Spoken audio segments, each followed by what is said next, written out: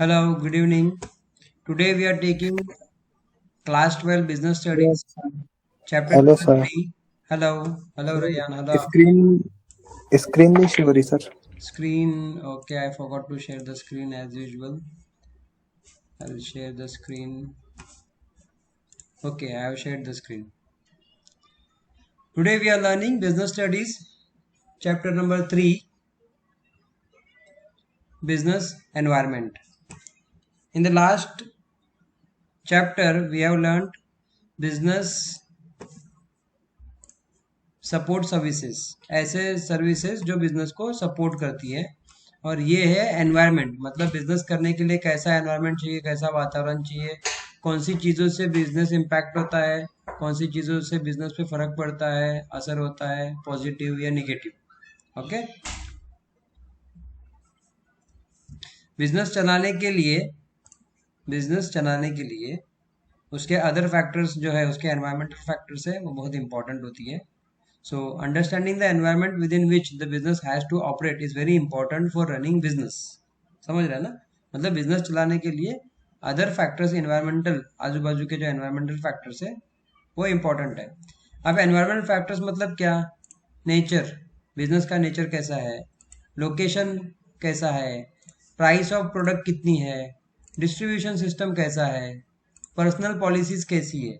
Personal policies मतलब जैसे कि मेरा बिजनेस है, मैंने डिसाइड किया है कि मैं लोगों को डिस्काउंटेड रेट पे दूंगा, तो मेरी अच्छी पॉलिसी है।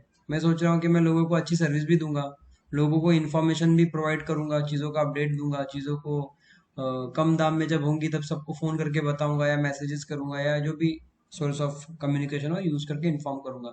तो मैं वो मेरी पर्सनल पॉलिसीज है कि मैं सबको बता रहा हूँ प्रॉपरली।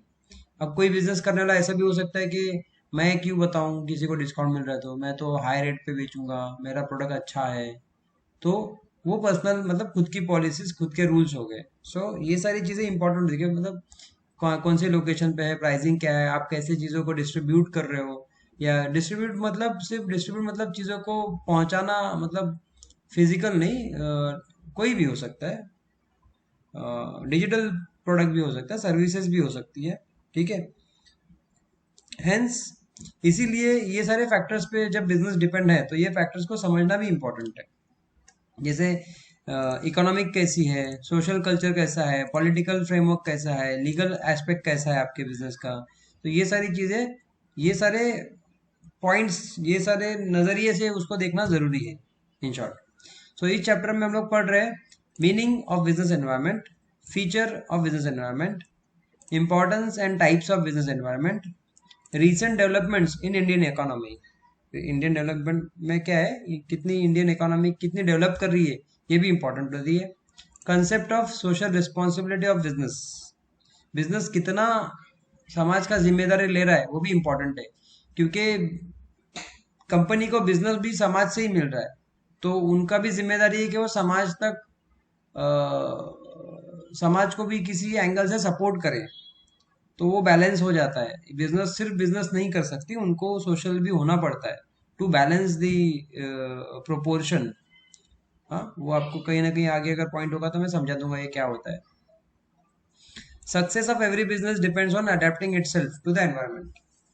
आप कहाँ पे बिजनेस कर रहे हो, कैसा बिजनेस कर रहे हो, और आपको आपके एनवायरनमेंट के हिसाब से, मार्केट के हिसाब से खुद को रखना होता है, वो इंपॉर्टेंट है। That is what the meaning is depends on adapting itself. Adapting मतलब कि आप खुद को कैसे ढा रहे हो बिजनेस में, वो होता है अडेप्टिंग टू द बिजनेस।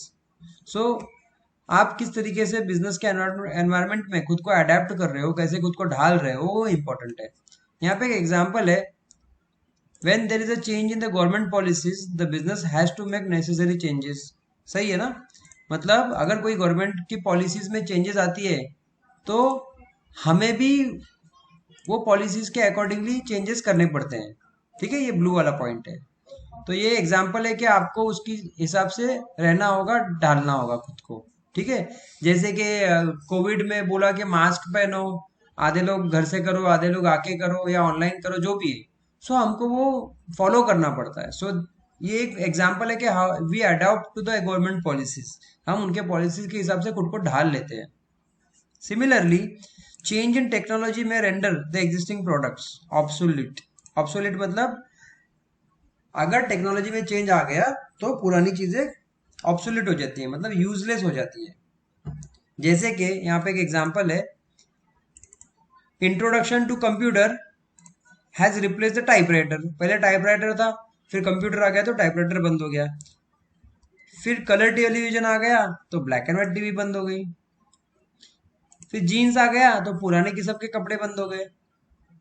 ठीक है, तो फिर वो स्मार्टफोन आ गया तो आपके बटन वाले फोन बंद हो गए।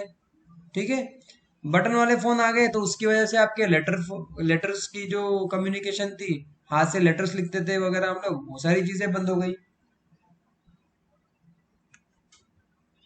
So the business units, so all these factors are external factors that beyond the control of the business। मतलब ये सारी जो चीजें होती है ना, वो बिजनेस के कंट्रोल में नहीं होती है, वो हो जाता है। अब black and white colour TV आ गई तो ब्लैक एंड व्हाइट वाला क्या करेगा? ठीक है, आईफोन आ गया तो ब्लैकबेरी वाला क्या करेगा? नोकिया वाला क्या करेगा? आ गया तो आ गया। ठीक है, so there are some factors which are not in control. So ये इंपॉर्टेंट है कि हमें नया नया टेक्नोलॉजी सीखना चाहिए, हमें एनवायरनमेंट के हिसाब से खुद को ढाल लेना चाहिए उस एनवायरनमेंट में। ठीक है, so it is very necessary to have a clear understanding of the concept of business environment. Okay, so हमें ये सारे बिजनेस एनवायरनमेंट के कंसेप्ट पता होना बहुत ज़रूरी है। ठीक है, अदरवाइज क्या होगा, जिसको क्लियर अंडरस्टैंडिंग नहीं आएगा वो बिजनेस अच्छे से नहीं कर पाएगा या प्रॉब्लम में नहीं कर पाएगा। बिजनेस एनवायरनमेंट मतलब क्या? External forces, factors, institution beyond control of the business.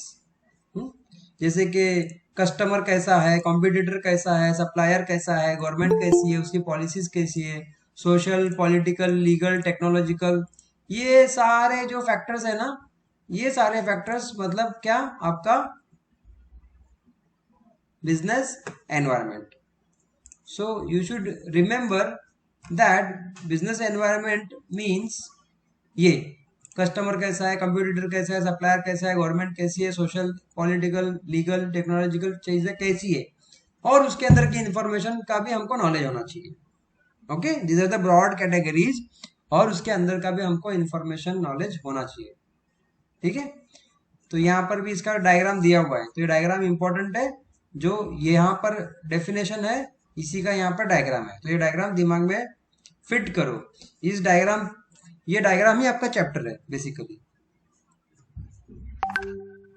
Now features of business environment. Business environment के फीचर्स क्या है? Business environment is the sum total of all external factors, है ना? मतलब क्या? बिजनेस एनवायरनमेंट टोटल फैक्टर्स मतलब क्या आ रहा है इसका? जैसे कि यहाँ पर लिखा है ना, ये बिजनेस एनवायरनमेंट है, तो इसके ये जो सारे फैक्टर्स हैं, कस्टमर, कॉम्पिटिटर, सप्लायर, ये सब का टोटल मिला के बिजनेस एनवायरनमेंट होता है। ओके, ये उसका फीचर है। और इसका यहाँ पे दिया हुआ भी कि it covers factors like customer, competitor, supplier, government, technology, political, ये सब चीजें इंक्लूड होती है। ठीक है, it is dynamic in nature. Dynamic मतलब क्या? चेंजेबल, चेंज होता है। इसकी जो, इसके अंदर जो चेंज है वो अनप्रेडिक्टेबल है। अनप्रेडिक्टेबल मतलब आप प्रेडिक्ट नहीं कर सकते, आप अंदाजा नहीं लगा सकते, अनप्रेडिक्टेबल। आप लगा सकते हो but you cannot be very sure कि हाँ यही होगा। ओके, आप अंदाजे से बोल सकते हो कि अभी ये हो सकता है, हो सकता है, and but mostly it is unpredictable. Okay, आप कोई भी बिजनेस करने वाला ये नहीं बोलता है या ये नहीं सोचता है कि ये चीज होके ही रहेगी, ये चीज नहीं होगी। It is unpredictable, they try, they do research and they try. Okay, business environment differs from place to place, region to region, country to country. ठीक है, तो अमेरिका का बिजनेस एनवायरनमेंट अलग है, इंडिया का बहुत अलग है, पाकिस्तान का अलग है, चाइना का अलग है। तो सारे जगहों का, सारी चीज़ों का, क्योंकि एनवायरनमेंट अलग है मतलब क्या ना, वहाँ के लोग अलग है, वहाँ का रहन सहन अलग है, वहाँ के लोगों के चॉइसेस अलग है, इंटरेस्ट अलग है, हर चीज़ अलग है। दैट्स वाई बिजनेस एनवायरनमेंट भी सब जगह का अलग अलग है। अब importance of business environment. Importance क्या है बिजनेस एनवायरनमेंट का? कि it helps in determining opportunities and threats.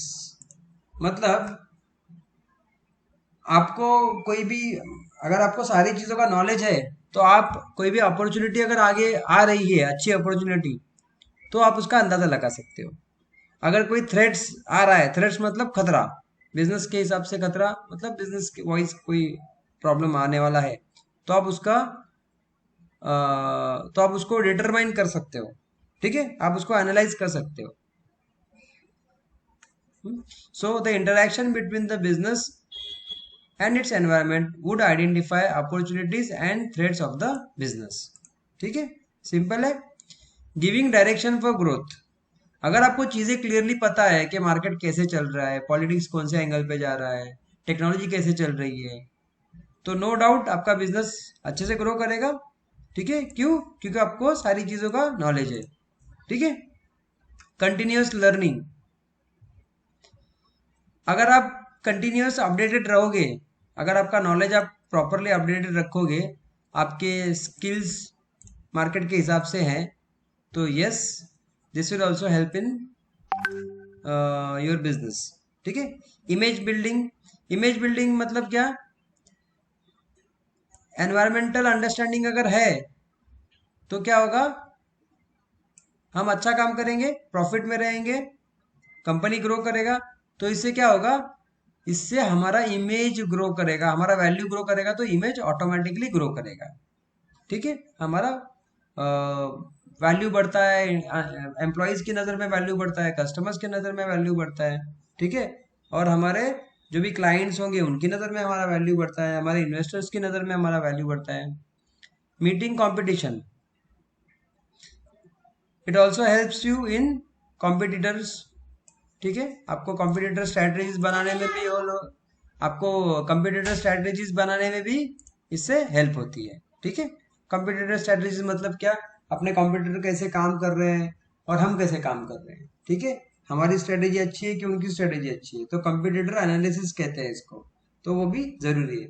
जैसे कि हम लोग क्रिकेट खेलते हैं, फुटबॉल खेलते हैं, देखते हैं ना सामने वाला टीम कैसा खेल रहा है, अब मैं कैसे खेलूंगा, वो कैसे खेलेगा, वो कैसे मुझे बॉल डालेगा, मैं कैसे, तो वही भी एक कॉम्पिटिटर एनालिसिस हो सकती है। ठीक है, identifying firms strength and weakness. Firm मतलब कंपनी, कंपनी की स्ट्रेंथ और वीकनेस आपको पता होनी चाहिए। ठीक है, specially technological and global development के हिसाब से। Okay, now what are the different types of business environment? एक है इकोनॉमिक एनवायरनमेंट एंड दूसरा है नॉन इकोनॉमिक एनवायरनमेंट। ठीक है, इकोनॉमिक एनवायरनमेंट में क्या आता है?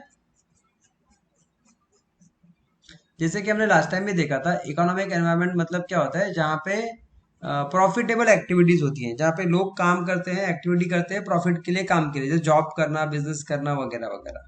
ठीक है, so the survival and success of each and every business enterprises depends fully on it's economic activities. मतलब किसी भी बिजनेस का सरवाइव करना या चलने के लिए क्या लगता है ना, कि उसका इकोनॉमिक एनवायरनमेंट अच्छा हो। मतलब वो बिजनेस चल रहा है, रूटीन में चल रहा है और पैसे आ रहे हैं, तभी उसका इकोनॉमिक एनवायरनमेंट अच्छा माना जा सकता है। अब ऐसे कौन से मेन फैक्टर्स हैं जिससे इकोनॉमिक एनवायरनमेंट पे इफेक्ट होता है, अफेक्ट करता है? जैसे कि इकोनॉमिक कंडीशंस।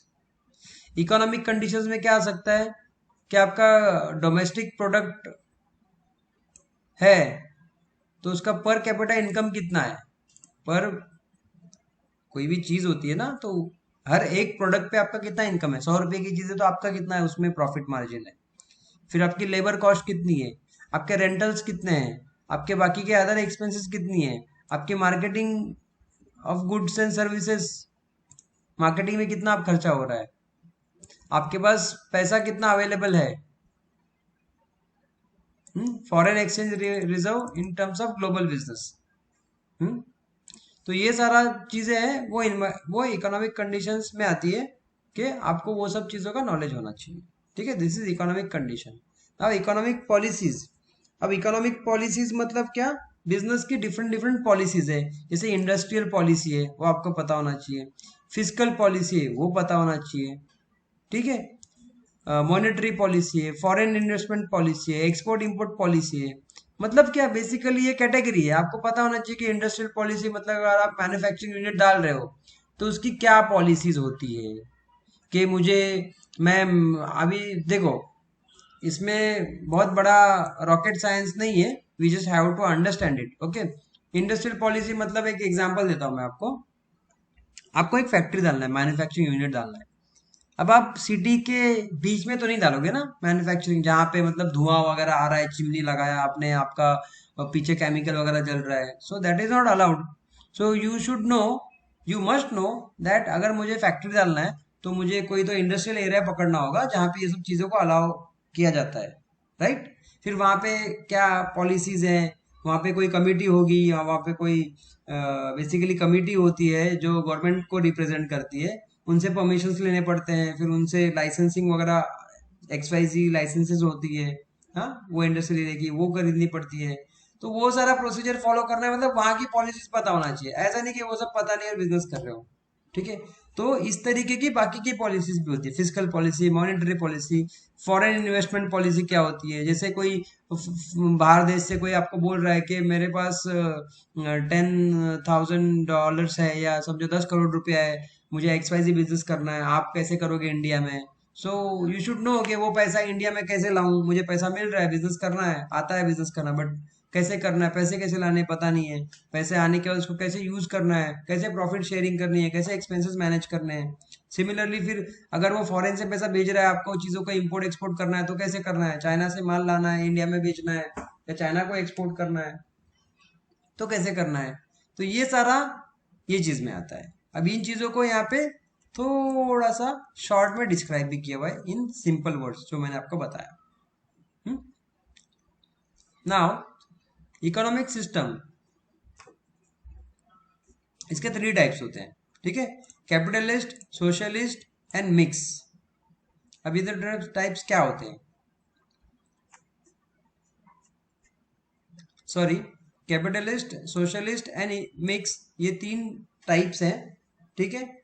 और मिक्स में क्या आता है, we in India we have the mix economy. Mix economy मतलब क्या, this is mix of public sector and private sector, ठीक है।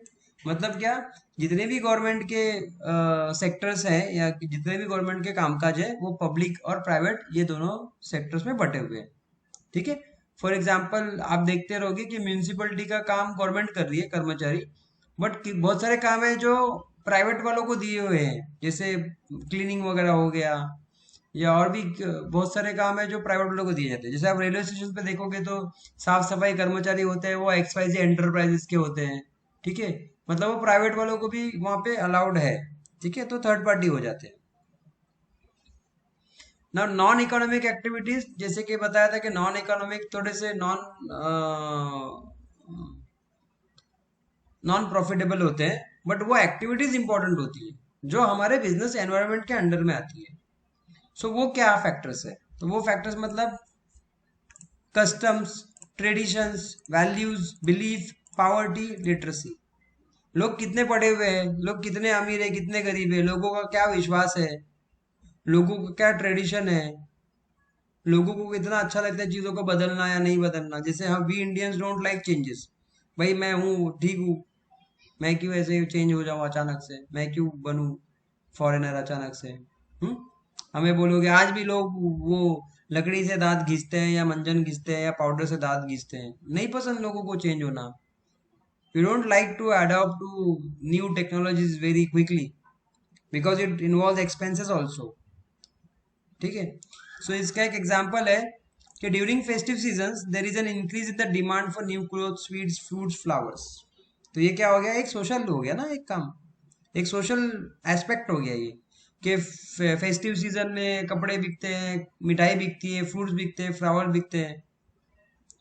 But due to increase in the literacy rate, consumers are becoming more conscious of the quality of the product. ये सब बिकता है, but पहले क्या कुछ भी बिकता था, अब कुछ भी नहीं बिकता है, क्यों, अब लोग पढ़े लिखे हैं, तो लोग देखते हैं भाई एमआरपी क्या है, फिर लोग बात करते हैं भाई एमआरपी पे है तो डिस्काउंट दे, फिर लोग देखते हैं क्वालिटी कैसी है, प्रोडक्ट कैसा है, कौन सी कंपनी का है, एक्सपायर्ड तो नहीं है, right. So this comes under social environment. अब पॉलिटिकल एनवायरनमेंट, पॉलिटिकल सिस्टम कैसा है, गवर्नमेंट पॉलिसीज कैसी है, गवर्नमेंट कैसे देखती है आपके बिजनेस को, वो भी इंपॉर्टेंट है, ठीक है। Stability of government also influences the business, मतलब ऐसे नहीं कि गवर्नमेंट बार बार बदल रही है तो उससे नुकसान क्या है कि पॉलिसीज भी बदलेगी, रूल्स बदलेंगे, तो उससे हमको भी बिजनेस चलाने में तकलीफ होती है, ठीक है। प्लस अगर गवर्नमेंट स्टेबल है तो इन्वेस्टर्स का भी इंटरेस्ट लगा रहता है मार्केट में, अदरवाइज इंटरेस्ट नहीं रहता है, क्यों? क्योंकि उनको भी डर रहता है गवर्नमेंट चेंज हो गया, पॉलिसी चेंज हो गई और मैंने पैसा लगा दिया इसके बिजनेस में, और कोई ऐसी पॉलिसी आ गई जिससे इसका बिजनेस बंद हो गया तो मेरा पैसा डूब जाएगा। तो पॉलिटिकल पॉलिटिकल एनवायरनमेंट भी इम्पोर्टेंट है। 1970 में ऐसा हुआ था एक बार कि कोका कोला कंपनी को इंडिया से प्लांट बंद करना पड़ा due to change in government policies, नहीं उनको अफोर्ड हुआ तो बंद कर दिया उन्होंने, ठीक है। अभी भी आई थिंक फोर्ड कंपनी ने, फोर्ड नहीं, नॉट फोर्ड, हाँ आई थिंक फोर्ड कंपनी बंद हो गई ना इंडिया में। सो नहीं, उनको गवर्नमेंट पॉलिसीज नहीं रास आई, नहीं अच्छी लगी तो बंद कर दिया, नुकसान हो रहा था उनको किसी चीज से तो बंद कर दिया, ठीक है।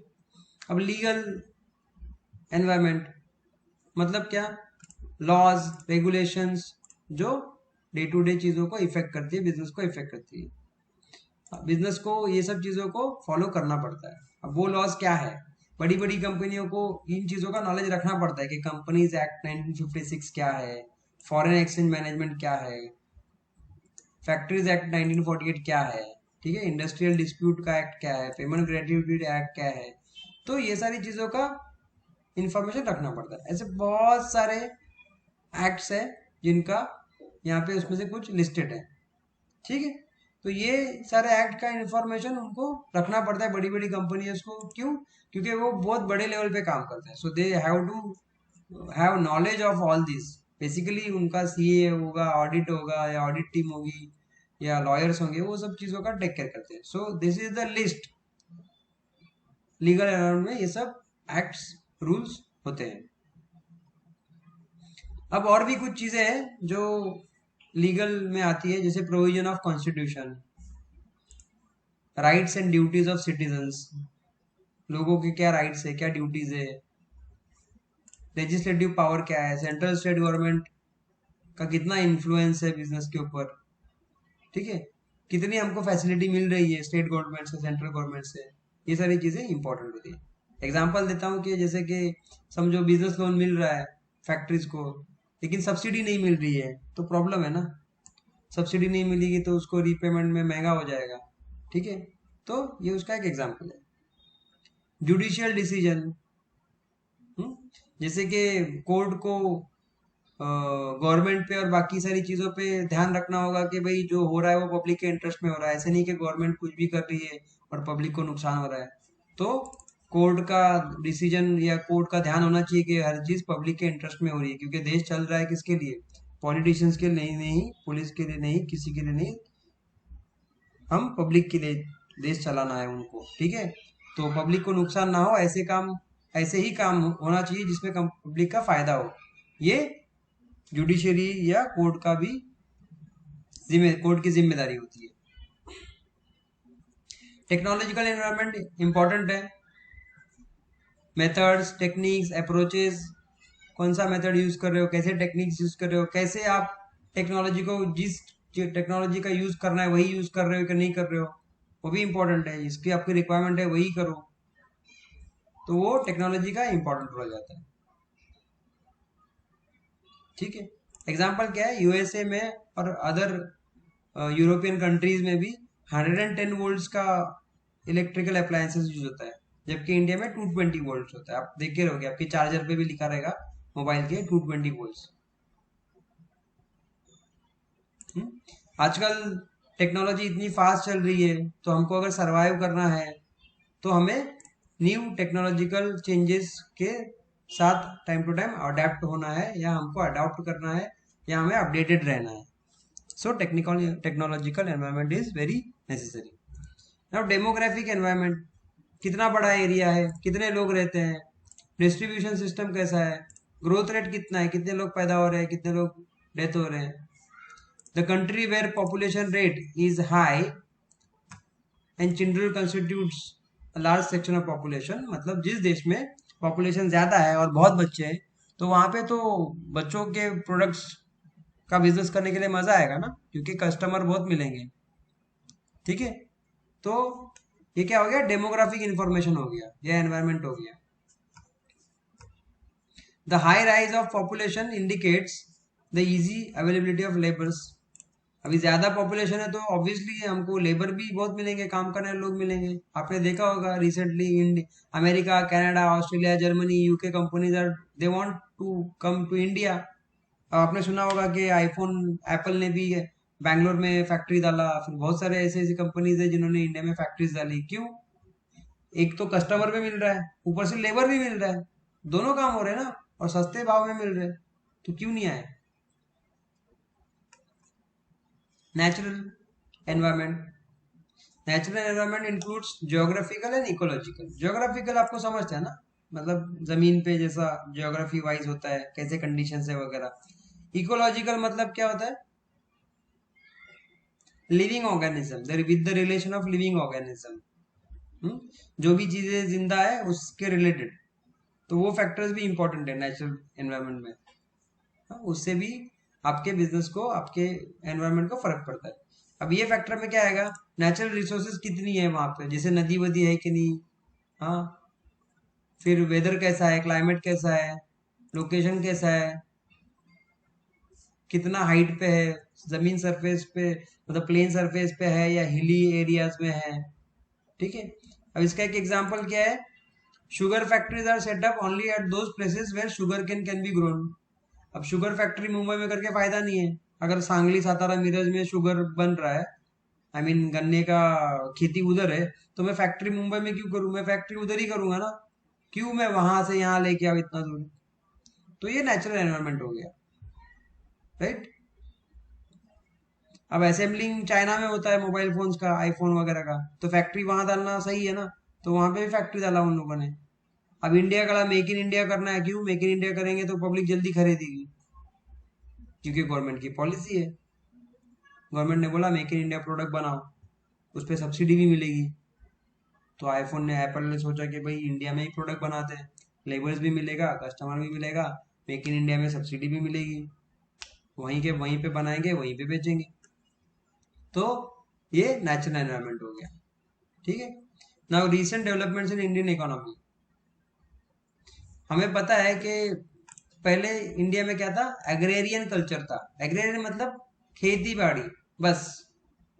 वीक इंडस्ट्रियल बेस था ही नहीं हमारा, जो भी था वो भी मैनुअल था. गवर्नमेंट भी इतना चीजों को प्रमोट नहीं करती थी, है ना. इंडस्ट्रियल चीजों को ज्यादा प्रमोट नहीं करती थी, या इतना टेक्नोलॉजी नहीं था, या इक्विपमेंट्स नहीं थे. तो जो भी डेवलपमेंट हुई है इकोनॉमी में, वो रिसेंट हुई है, हाल ही में हुई है, पिछले 20-30 सालों में हुई है. ठीक है. फिर इसमें लिबरलाइजेशन हो गया था. लिबरलाइजेशन मतलब क्या, process of eliminating unnecessary controls and restrictions. मतलब ऐसी चीजों को हटा देना जिससे बिजनेस में प्रॉब्लम आ रहा है. क्यों? क्योंकि बिजनेस स्मूथ चलना चाहिए. जैसे कि abolishing industrial licences requirement in most industries. मतलब जिन लाइसेंसेस की जरूरत नहीं है उसको हटा दो. फिर बिजनेस वालों को फ्रीडम दो कि आपको जितना बिजनेस करना है करो, आपको जितनी प्राइसिंग लगाना है प्राइसिंग लगाओ, आपको जैसा प्रोसीजर बनाना है बनाओ इंपोर्ट एक्सपोर्ट के लिए.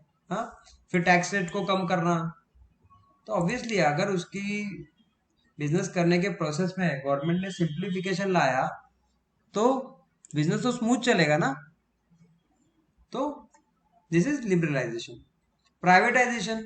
अब हमको पता है कि गवर्नमेंट जब काम करती है, उसके एम्प्लॉयज काम करते हैं, तो स्लो काम होता है या होता ही नहीं है, या करप्शन प्रोड्यूस होता है.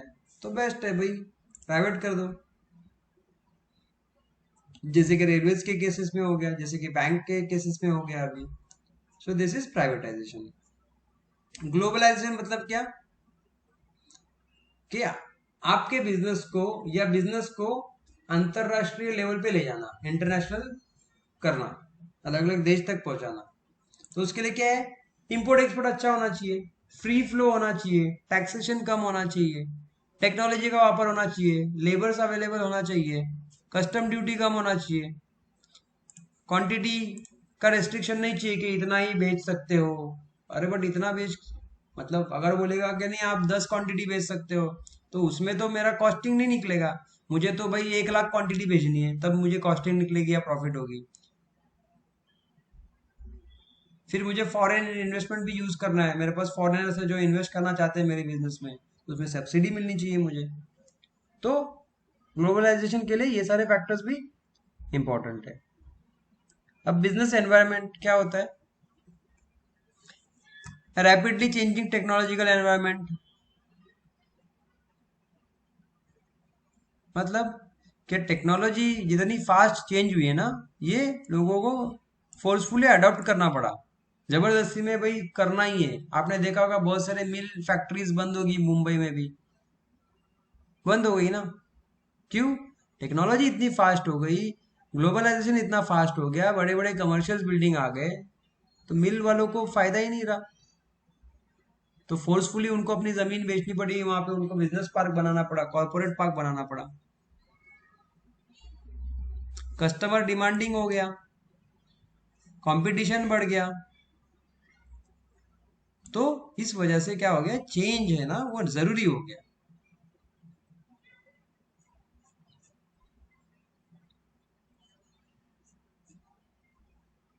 अब सोशल रिस्पॉन्सिबिलिटी ऑफ बिजनेस, जैसे मैंने स्टार्टिंग में थोड़ा ब्रीफ किया था कि कोई भी बिजनेस पर्सन या कोई भी कंपनी जब बिजनेस करती है, तो वो बिजनेस करती है कस्टमर्स के दम पे, कि कस्टमर मुझसे खरीदेगा, कस्टमर मेरा भगवान है।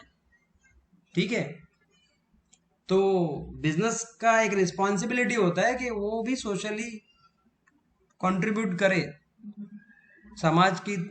जैसे सीएसआर वगैरह होता है ना, कस्टमर कंपनी का जो सीएसआर फंड्स वगैरह होता है, उसमें उनको कंपलसरी होता है कि वो एक XYZ अमाउंट हर साल खर्चा करे पब्लिक के लिए। जैसे कि गार्डन बनाए, स्ट्रीट लाइट्स बनाए, छोटे छोटे रोड्स के बीच में गार्डन्स होते हैं, आपने देखा होगा मुंबई में, थाने में, नवी मुंबई में। वहाँ पे कंपनीज के नाम लिखे होते हैं, L&T, ये वो, मतलब वो उन्होंने खर्चा करके बनाया हुआ है। तो वो उनको सोशली रिस्पॉन्सिबिलिटी ये गवर्नमेंट ने दे रखी होती है कि भाई ये आपको करना है। तो वो सेल्फ इंटरेस्ट है। ठीक है, क्यों? क्योंकि कल को लोगों को फैसिलिटी मिलेगी, लोग आगे बढ़ेंगे, तो बिजनेस भी आगे बढ़ेगा। लोगों को एजुकेशन मिलेगा, लोगों को अपॉर्चुनिटी मिलेगी, तो क्या होगा, मुझे एक अच्छा कस्टमर मिलेगा, मुझे एक अच्छा एम्प्लॉय मिलेगा।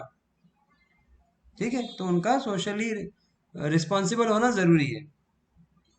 और अगर दोनों बैलेंस रहेंगे ना, अगर companies and social power both are balance, then everything will work smoothly. ये एक रेशो है। आप सिर्फ बिजनेस बिजनेस बिजनेस करोगे और सोशली रिस्पॉन्सिबल नहीं रहोगे, तो बिजनेस है ना पावरफुल बन जाएगा, और लोगों के नज़र में उसका पावर बढ़ जाएगा, और उसका गलत यूज भी हो सकता है।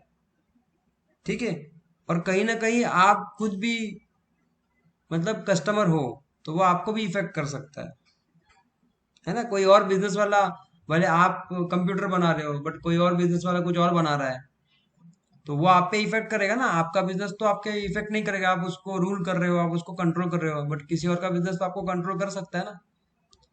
सो इसके लिए सोशली रिस्पॉन्सिबल होना जरूरी है क्या, क्योंकि हम सब इंसान है, हम सब खुद भी कंज्यूमर है। भले हम बिजनेस चला रहे हैं, बट हम खुद भी तो कस्टमर है ना, किसी न किसी के तो कस्टमर है। मैं आज टीचिंग कर रहा हूँ, बट अगर टीचिंग में मुझे कोई समझो हरा नहीं सकता या कॉम्पीट नहीं कर सकता, अगर मैं ऐसा सोचता हूँ, बट बाकी के बिजनेस वाले तो कर सकते हैं ना। मतलब भाजी वाला तो अपने मन से बेचेगा मुझे, वो थोड़ी बोलेगा तू टीचर है, तू तेरे यहाँ पे बहुत अच्छा है, तो तू मतलब तो मैं तेरे को भाजी सस्ता दूंगा, नहीं देगा वो तो अपने हिसाब से ही करेगा। तो अगर उसका वैल्यू बढ़ गया, उसका पावर बहुत बढ़ गया, समाज से ऊपर चला गया, तो वो अपनी मनमानी कर सकता है। So that is where the balancing of social power is necessary. Creation of society, मतलब it uses the resources of society, so it should utilise the resources for the benefit of society. आपने society से कमाया है तो society से में आपको contribute भी करना पड़ेगा। सोशल अवेयरनेस जरूरी है, लोगों को अवेयरनेस पहुंचाना जरूरी है, लोगों को चीज़ों के नॉलेज होना जरूरी है।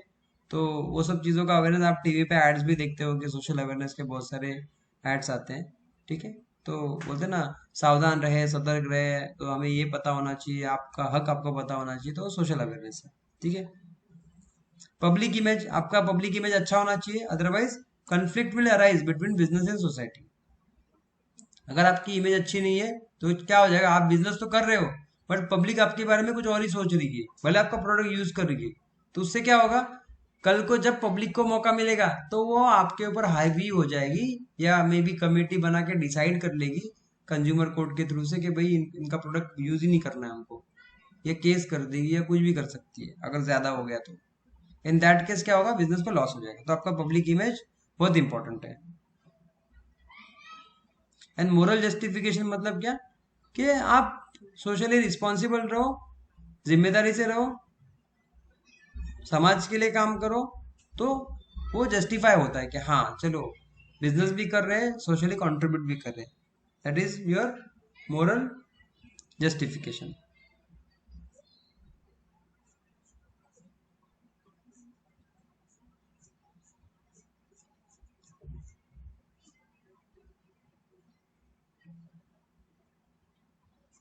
Just a minute.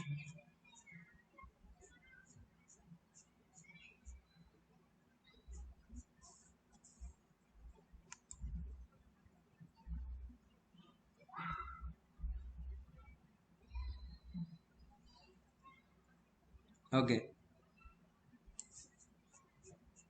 so we were at the point social responsibility we have completed.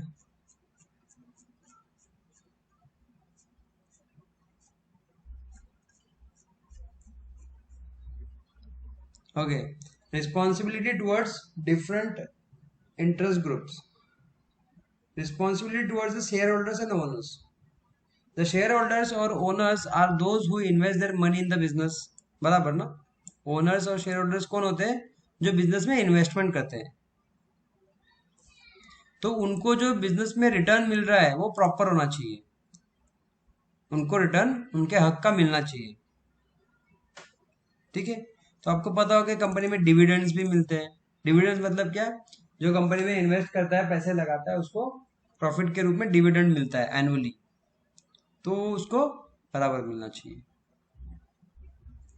So it has to be ensured that the rate of dividend is commensurable with the risk involved and the earning made. और dividend के साथ में share holder also expect an appreciation in the value of shares.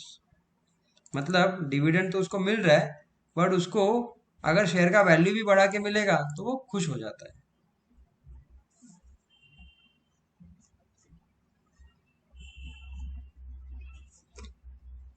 अगर आपने कहीं company में पैसा लगाया है तो आपके पैसे की सेफ्टी भी होनी चाहिए ना, वो भी इंपॉर्टेंट है, ठीक है। आपको सारी चीज़ों की इंफॉर्मेशन कंपनी प्रोवाइड करना चाहिए, वो भी इंपॉर्टेंट है। मतलब फाइनेंशियल एस्पेक्ट सही होनी चाहिए। भले आपने 100 रुपये लगाए हो फिर भी आपको आप अकाउंटिंग मांग सकते हो, ठीक है। अगर आपने शेयर मार्केट में पैसे लगाए हैं, ठीक है, आपने 10 रुपये का भी एक शेयर खरीदा है ना, और अगर आप कंपनी का एनुअल मीटिंग का मेल आता है आपको, आप उस पर रिवर्ट कर दो। मैंने ये ट्राई किया था, एक कंपनी थी, नाम नहीं याद आ रहा है, तो सबसे कम शेयर वो उस कंपनी का था मेरे पास, बहुत छोटा पैसे का था।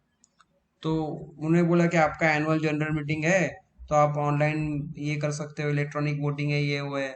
मैंने रिप्लाई किया उस मेल पे कि आई वांट उसका एजेंडा और आपका जो अकाउंटिंग है, ये है वो है, पूरा एनुअल मुझे भेजो। तो उन्होंने मुझे पूरा हार्ड कॉपी भेजा, अभी रिसेंटली बात कर रहा हूँ, like with in this 6 months.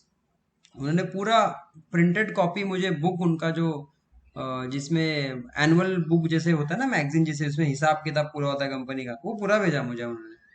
I was trying to test कि ये लोग छोटे कंज्यूमर को कैसे रिस्पॉन्ड कर रहे हैं।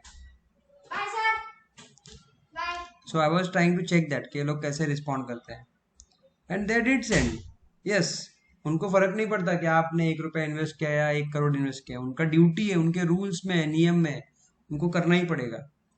वो 100 रुपए की या 1000 रुपए की बुक के लिए वो एक अपना इमेज नहीं खराब करेंगे। Responsibility towards the employees.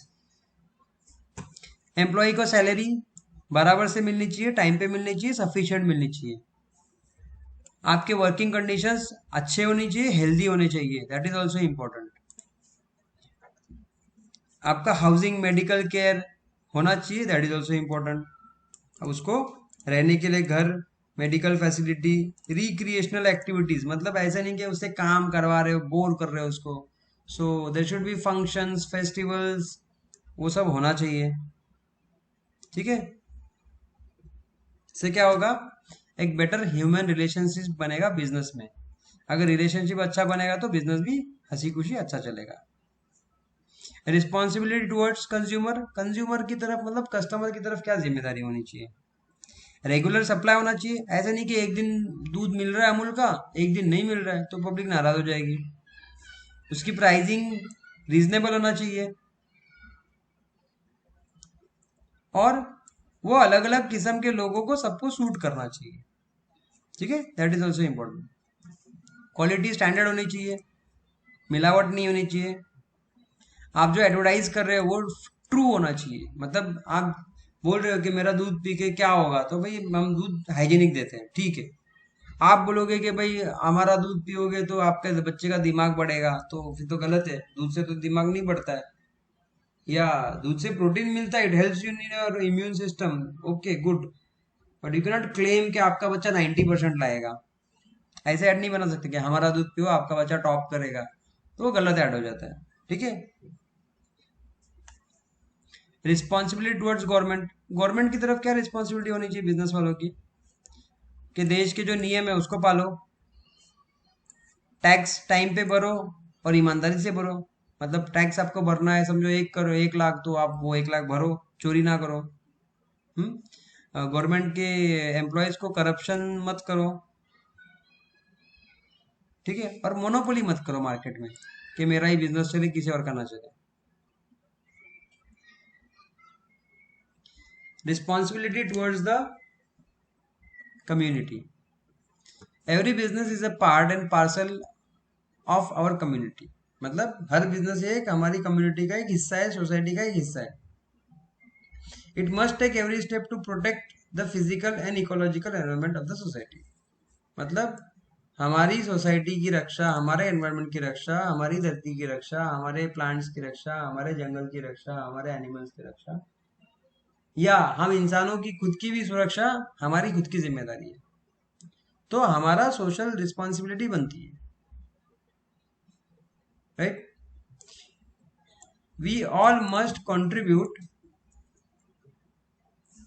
To public health care, sports and cultural programmes. हम सबको इन चीजों में हमेशा काम करना ही चाहिए, ये मैं भी मानता हूँ। क्यों? To protect the environment from pollution, इसके लिए काम करना चाहिए। फॉर बेटर एम्प्लॉयमेंट अपॉर्चुनिटीज, इसके लिए काम करना चाहिए। To preserve social and cultural values. ऐसा नहीं आप, आपका ट्रेडिशन है, आपका कल्चर है, उसको पालो, दैट इज वेरी नेसेसरी। आप डायरेक्टली अमेरिकन मत बनो, not required. You will not be happy in that culture. आप जिस कल्चर में हो उसी कल्चर में रहो, you will be happy from inside, आप अंदर से खुश रहोगे। अदरवाइज क्या होगा, आपको वो अंदर वाला सुकून नहीं मिलता है। और समाज में जो वीक लोग हैं, जो निचली जात के हैं, या जो डिजेबल्ड है, अपंग है, या विडोज है, विडोज मतलब क्या बोलते हैं उसको, विडोज होते हैं ना, जिनकी जिनके हस्बैंड्स नहीं होते, विधवा कहते हैं, हाँ? उनकी हेल्प करो। So these are the social commitment. Business and environmental protection. अब बिजनेस एंड एनवायरमेंटल प्रोटेक्शन मतलब क्या, एयर पोल्यूशन है, वाटर पोल्यूशन है, केमिकल वेस्ट मत करो भाई। ऐसी चीजें यूज करो जिससे कार्बन मोनोऑक्साइड का इमिशन कम हो। जैसे अभी आपका इलेक्ट्रॉनिक ईवी कार्स आ गई, it's a good step. Chemical waste मत करो तो वाटर पोल्यूशन नहीं होगा। फिर आप फ्लावर्स लगाओ, प्लांटिंग लगाओ, हाँ ये सब प्लांट मटेरियल्स यूज करो, प्लास्टिक बॉटल्स मत यूज करो। और नदी को या नाले का अपना नदी और क्या होता है, लेक्स होते हैं ना, पॉन्ड्स होते हैं, लेक्स होते हैं, उनको गंदा मत करो, उसमें चीजें मत फेंको। ठीक है, तो ये उसके इफेक्ट्स हैं, ये उसके प्रोटेक्शन के लिए हमें करना जरूरी है। लैंड पोल्यूशन नहीं करना चाहिए, हमें एक्सेसिव केमिकल्स नहीं यूज करना चाहिए खेती बाड़ी में, अदरवाइज क्या हो जाएगा, जमीन भी बंजर हो जाएगी। नॉइज पोल्यूशन, नॉइज पोल्यूशन कहाँ से आ सकता है, फैक्ट्री से आ सकता है, ऑटोमोबाइल से आ सकता है। इससे क्या हो सकता है, इससे मेंटल डिसऑर्डर भी हो सकता है। क्या हो सकता है, मेंटल डिसऑर्डर भी हो सकता है। इससे लॉस ऑफ हियरिंग का इश्यू आ सकता है, मतलब हमारी सुनने की क्षमता में भी प्रॉब्लम आ सकती है। इससे हमारा मैल फंक्शनिंग ऑफ हार्ट हो सकता है। मैल फंक्शनिंग ऑफ हार्ट मतलब हमारा हृदय, हमारा दिल अच्छे से काम नहीं करेगा। तो ये सारी चीजों का ख्याल रखना जरूरी है कि नॉइज पोल्यूशन है, लैंड पोल्यूशन है, एयर पोल्यूशन है, ये सब का प्रोटेक्शन हमें करना है, हम सबको करना है। Need for pollution control, pollution control is required because the following reason. Pollution control क्यों करना है, to reduce the safety hazard और एंश्योर सेफ्टी ऑफ लाइफ। क्यों करना है, simple, safety of life, liability to pay compensation to people, to protect public health, public की health की सुरक्षा के लिए हमें पोल्यूशन कंट्रोल करना है। हाँ, अभी आपका अगर पोल्यूशन बढ़ गया तो उसका हर्जाना भी हमें ही भुगतना पड़ेगा ना। तबीयत खराब हो गई तो डॉक्टर के पास भी हमको ही खर्चा आएगा। To reduce inconvenience like water pollution, water pollution होगा तो क्या होगा, वाटर पोल्यूशन होगा तो हमें पानी के पीने का प्रॉब्लम आएगा। एयर पोल्यूशन होगा तो हमारी आंखों में प्रॉब्लम होगा, हमारे फेफड़ों में प्रॉब्लम होगा। फिर वो सब चीज़ों की सफाई करना है तो उसकी भी कॉस्ट है, मशीन्स लगेंगी साफ करने के लिए, right. Business ethics, business ethics means the business practices which are desirable from the point of view of the society. मतलब सोसाइटी की नज़र में क्या चीज़ें इंपॉर्टेंट है, इंटरेस्टिंग है वो। जैसे कि business ethics are concern with determining what is right and what is wrong. Business ethics मतलब क्या, what is right and what is wrong while doing the business. बिजनेस करते समय क्या चीजें सही है और क्या चीजें गलत है, वो बिजनेस एथिक्स है। इसका सिंपल मतलब क्या है, बिजनेस प्रैक्टिस, हम कैसे काम कर रहे हैं, but from the point of view of the society, society के पॉइंट ऑफ व्यू से हम कैसे काम कर रहे हैं, दैट इज बिजनेस एथिक्स। मतलब आप बोल रहे हो कि मैं चीजें सस्ता दे रहा हूँ, बट क्या कस्टमर सोच रहा है कि आप सस्ता दे रहे हो, कस्टमर ने सोचना चाहिए कि हाँ ये प्रोडक्ट सस्ता है। कस्टमर ने सोचना चाहिए कि हाँ ये बराबर से तोल मोल के दे रहा है। कस्टमर को लगना चाहिए कि हाँ ये लोग टैक्स वैक्स बराबर से टाइम पे भर रहे हैं। कस्टमर को लगना चाहिए कि इसका सप्लाई है वो सेफ प्रोडक्ट है टू द पब्लिक। और आपके एम्प्लॉयज को और सोसाइटी को लगना चाहिए कि हाँ इनके पास जो एम्प्लॉयज काम कर रहे हैं उनके लिए एनवायरनमेंट अच्छा है, वो उनसे अच्छा सलूक करते हैं, उनको सैलरी टाइम पे देते हैं या उनका ख्याल रखते हैं। हम्म? और कस्टमर को ये भी लगना चाहिए कि आप कोई और चीज़ों में या कोई गलत व्यवहार में नहीं हो, ये भी उनको लगना चाहिए। ठीक है, अब इसके एलिमेंट्स क्या है, the elements of business ethics. उसके एलिमेंट्स मतलब उसके पार्ट्स क्या है या उसके कंपोनेंट्स क्या है। डिसिप्लिन इंपॉर्टेंट है, ऑनेस्टी इंपॉर्टेंट है, रिस्पॉन्सिबिलिटी इंपॉर्टेंट है, and fair and reasonable treatment to the customers and employees. मतलब आप आपके कस्टमर से भी सही हो, एम्प्लॉयज से भी सही हो और सप्लायर से भी सही हो, तब बिजनेस एथिक्स बनेगा। जब आपका इंटरनल सिस्टम अच्छा होगा, सर्विसेज अच्छी होगी, कामकाज करने का तरीका अच्छा होगा, तब भी तो लोगों को लगेगा ना कि हाँ ये लोग सब सही कर रहे हैं, नहीं तो नहीं लगेगा।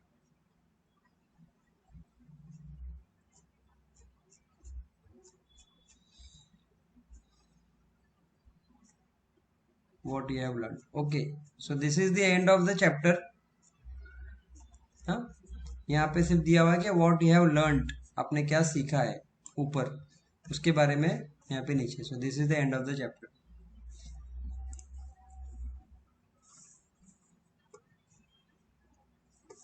Business ethics cover all business practices which are desirable from the point of view of the society. मतलब बिजनेस एथिक्स आपकी वो सारी एक्टिविटीज है, वो सारे प्रैक्टिसेस हैं, वो सारी फंक्शनिंग सिस्टम है, ये वो सारे सर्विसेज एंड प्रोसेसेस हैं जिससे कस्टमर को लगेगा कि हाँ ये बराबर है। Okay, so this is all about the business environment, class 12 business studies, chapter number 3, business environment. You have any doubts? Please let me know.